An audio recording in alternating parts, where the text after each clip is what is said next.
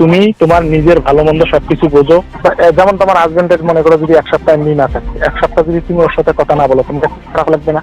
একটা খুব কষ্ট পাবা না তুমি? পাবা না? ওই 1 সপ্তাহ যদি আমার সাথে একটু ন্যূনতম তুমি ভালো মন্দ ভালো কথা বলো, কিছুটা হইলেও তোমার দুঃখ কষ্ট দূর হবে না? হবে না?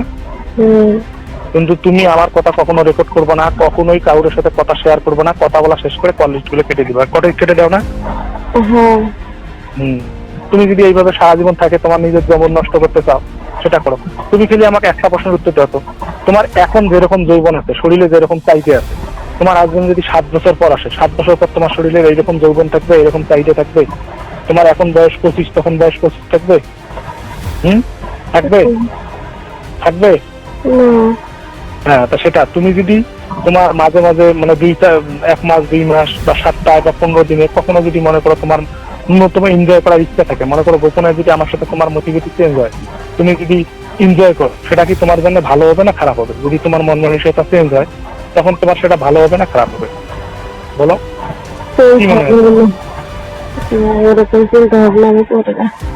আচ্ছা ঠিক আছে, আমার তোমার প্রতি আমার 3টে পরামর্শ। একটা আছে, যেভাবে কষ্ট হোক যেটা হোক খাওয়া দাওয়াটা ভালো করে করো, রূপচর্চাটা ঠিক মতো করো, আর নিজের নিয়ে ভাবো, বুঝছো? নিজের ভালো নিজেকেই বুঝতে হয়। এই যে তুমি এত কষ্ট করে থাকতেছো, একটা লোক তোমাদের সাথে বাটপারি করলো, ওই যে তোমার নিজের রূপ যৌবন নষ্ট হয়ে যাচ্ছে, কোনো কিছু নেই। ওই জন্য নিজের ঠিক রাখার জন্য সমাজকে গোপন রেখে নিজের যতটুক ভালো, নিজের যতটুক করা যায় এতটুক করতে হবে।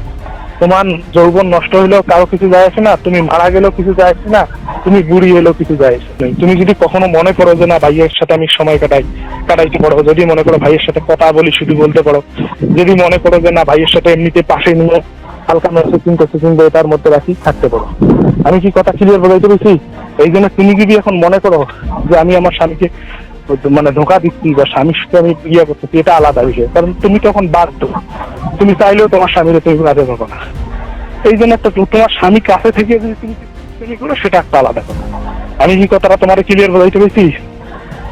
ওই জন্য তোমার মন মস্তিষ্ক যখন চেঞ্জ হবে, তোমার যখন কোনো কিছু মনে হবে, তখন আমাকে ডাকবা বা আমার সাথে কথা বলবা, যেটা ভালো লাগে সেটা করবে।